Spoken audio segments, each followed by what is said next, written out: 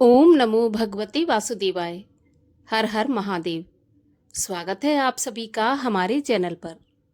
आज के इस वीडियो में हम आपको सुनाएंगे सोमवार के व्रत की कथा। सोमवार का व्रत करने से सभी प्रकार की मनोकामनाएं पूर्ण होती हैं। सोमवार का व्रत भगवान शिव को समर्पित होता है और इस दिन भगवान शिव की कथा सुनने से, आरती करने से भोलेनाथ प्रसन्न होते हैं, मन वांछित फल प्रदान करते हैं। तो अगर व्रत आपने रखा है तो अत्यंत ही श्रेष्ठ है, और अगर किसी वजह से व्रत नहीं भी रख सकते तो कथा तो आज के दिन अवश्य ही सुनना चाहिए, क्योंकि मात्र कथा सुनने से ही व्रत का आधा पुण्य फल प्राप्त होता है और भगवान शिव की कृपा से सभी प्रकार के संकट दूर होकर जीवन में खुशहाली आती है। तो कथा तो अवश्य ही सुननी चाहिए। और आज की वीडियो में हम आपको सोमवार के व्रत की कथा सुनाएंगे, मगर उससे पहले आपसे आग्रह है कि अगर अभी तक आपने हमारे चैनल को सब्सक्राइब नहीं किया है तो सभी प्रकार की व्रत कथाएं, महात्म और व्रत से जुड़ी जानकारियां प्राप्त करने के लिए चैनल को सब्सक्राइब करके बेल आइकन पर क्लिक कर लीजिए। और अगर आपको आज की कथा अच्छी लगी तो लाइक अवश्य करिए, क्योंकि आपके लाइक से हमें ये पता चलता है कि आपको हमारा वीडियो पसंद आया। तो चलिए अब हम शुरू करते हैं सोमवार के व्रत की कथा। एक बहुत ही धनवान साहूकार था। उसको धन आदि किसी प्रकार की कोई कमी नहीं थी, परंतु पुत्र ना होने के कारण वह अत्यंत दुखी रहता था। वह रात दिन इसी चिंता में रहता था और इसलिए वह पुत्र की कामना के लिए प्रत्येक सोमवार को शिवजी का व्रत और पूजन किया करता था। सायंकाल वह शिवजी के मंदिर में जाकर दीपक जलाया करता था। उसके इस भक्ति भाव को देखकर एक समय पार्वती जी ने शिवजी महाराज से कहा कि हे महाराज, ये साहूकार आपका अनन्य भक्त है और सदैव आपका व्रत और पूजन बड़ी ही श्रद्धा से करता है, अतः इसकी मनोकामना आपको पूर्ण करनी चाहिए। तब शिवजी ने कहा, पार्वती, ये संसार कर्म क्षेत्र है। जैसे किसान खेत में बीज बोता है वैसा ही फल काटता है, उसी प्रकार संसार में जो जैसा कर्म करते हैं वैसा ही फल भोगते हैं। पार्वती जी ने अत्यंत आग्रह से कहा कि प्रभु, जब ये आपका ऐसा भक्त है और यदि इसको किसी प्रकार का कोई दुख है तो आपको अवश्य दूर करना चाहिए, क्योंकि आप तो सदैव अपने भक्तों पर दयालु रहते हैं, उनके दुखों को दूर करते हैं। यदि आप ऐसा नहीं करेंगे तो मनुष्य क्यों आपकी सेवा, व्रत, पूजन आदि करेंगे। पार्वती जी का ऐसा आग्रह देखकर शिवजी महाराज प्रसन्न होकर कहने लगे, हे पार्वती, इसको कोई पुत्र नहीं है। इसी पुत्र की चिंता में ये अति दुखी रहता है। इसके भाग्य में पुत्र ना होने पर भी मैं इसको पुत्र की प्राप्ति का वरदान देता हूँ, परंतु ये पुत्र केवल 12 वर्ष तक ही जीवित रहेगा। इसके पश्चात वह मृत्यु को प्राप्त हो जाएगा।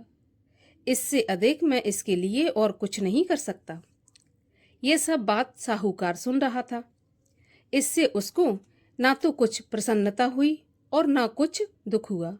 वह पहले जैसे शिवजी का पूजन और सोमवार का व्रत किया करता था उसी तरह करता रहा।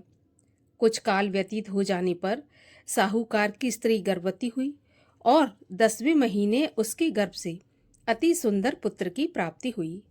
साहूकार के घर में बहुत खुशियां मनाई गई, परंतु साहूकार ने उसको केवल 12 वर्ष की आयु जानकर कोई अधिक प्रसन्नता प्रकट नहीं की और न किसी को यह भेद बताया।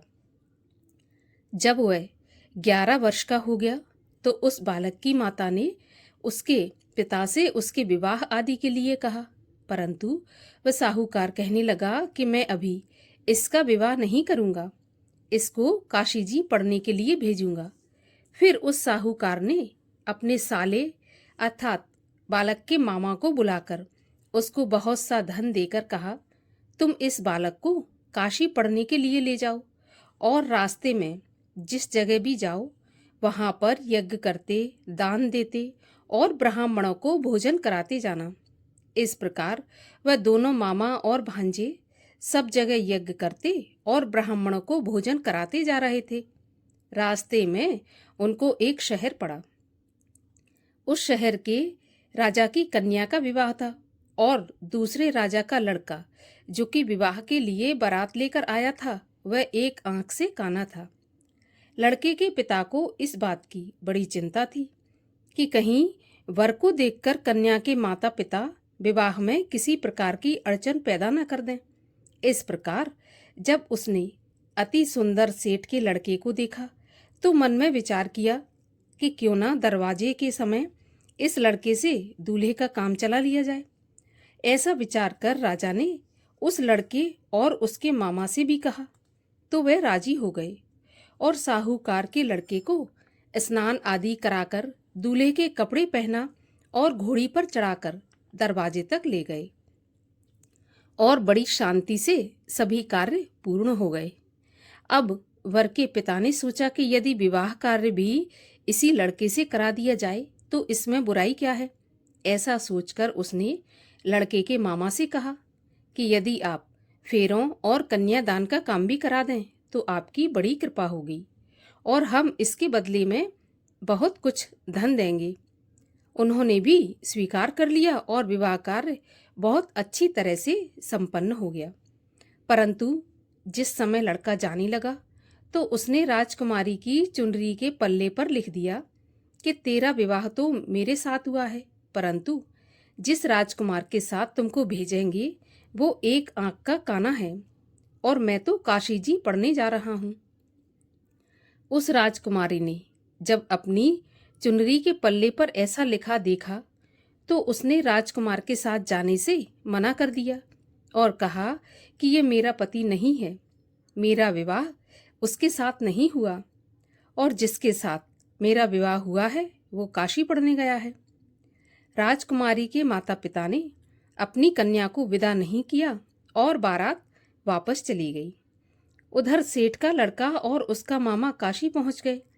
वहां जाकर उन्होंने यज्ञ करना और लड़के ने पढ़ना शुरू कर दिया। जब लड़के की आयु 12 साल की हो गई तब एक दिन उन्होंने यज्ञ रच रखा था और उस लड़के ने अपने मामा से कहा कि मामा जी, आज मेरी तबीयत कुछ ठीक नहीं है। तो मामा कहने लगे कि तुम अंदर जाकर सो जाओ। लड़का अंदर जाकर सो गया और थोड़ी देर में उसके प्राण निकल गए। जब उसके मामा ने आकर देखा कि वह तो मरा पड़ा है तो उसको बड़ा दुख हुआ और उसने सोचा कि अगर मैंने अभी से रोना पीटना मचा दिया तो यज्ञ का काम अधूरा रह जाएगा। अतः उसने जल्दी से यज्ञ का कार्य समाप्त करके ब्राह्मणों के घर जाने के पश्चात रोना पीटना आरंभ कर दिया। संयोगवश उस समय शिवजी महाराज और पार्वती जी उधर से जा रहे थे। जब उन्होंने जोर जोर से रोने पीटने की आवाज सुनी तो पार्वती जी शिवजी को आग्रह करके उसके पास ले गईं और सुंदर लड़के को मरा हुआ देखकर कहने लगीं कि महाराज, यह तो उसी सेठ का लड़का है जो कि आपके वरदान से हुआ था। तब शिवजी ने पार्वती से कहा कि पार्वती, इसकी आयु इतनी ही थी और ये अपनी आयु भोग चुका। तो पार्वती जी कहने लगी, महाराज कृपा करके इस बालक को और आयु दे दो, नहीं तो इसके माता पिता तड़प तड़प कर मर जाएंगे। पार्वती के इस प्रकार बार बार आग्रह करने पर भगवान शिव ने उसको वरदान दिया और शिवजी महाराज की कृपा से वह लड़का जीवित हो गया। शिव और पार्वती कैलाश पर चले गए। तब वह लड़का और उसका मामा उसी प्रकार यज्ञ करते अपने घर की तरफ चल पड़े और रास्ते में उसी शहर में आए जहाँ पर उस लड़के का विवाह हुआ था। वहाँ पर आकर जब उन्होंने यज्ञ आरंभ कर दिया तो उस लड़के के ससुर ने उसको पहचान लिया और अपने महल में लाकर उसकी बहुत आवभगत की। साथ ही बहुत सारे धन और दासियों के साथ बड़े आदर और सत्कार के साथ अपनी लड़की और जमाई राजा को विदा किया। जब वह अपने शहर के निकट आए तो उसके मामा ने कहा कि पहले मैं तुम्हारे घर जाकर खबर करके आता हूँ।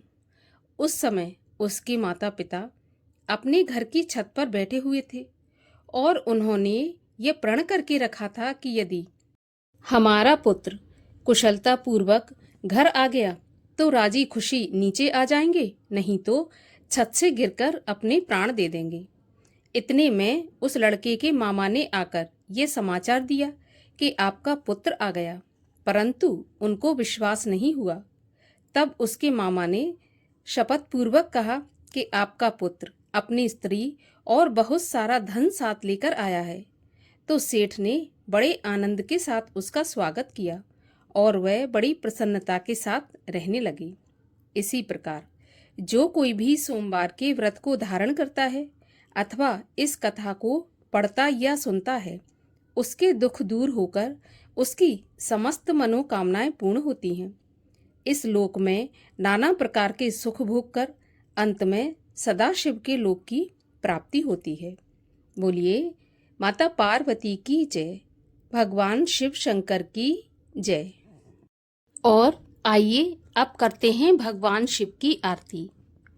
ओम जय शिव ओमकारा स्वामी हर शिव ओमकारा ब्रह्मा विष्णु सदा शिव अर्धांगी धारा। ओम जय शिव ओमकारा एकानन चतुरानन पंचानन राजे हंसानन गरुणासन वृषवाहन साजे।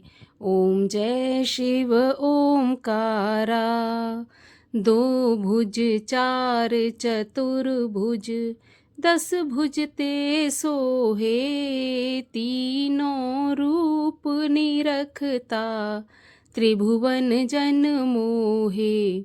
ओम जय शिव ओमकारा अक्षमाला वनमाला मुंडमाला धारी चंदन मृग मद सोहे भोले शशिधारी। ओम जय शिव ओमकारा श्वेतांबर पीतांबर बाघंबर अंगे सनकादिक ब्रह्मादिक भूतादिक संगे।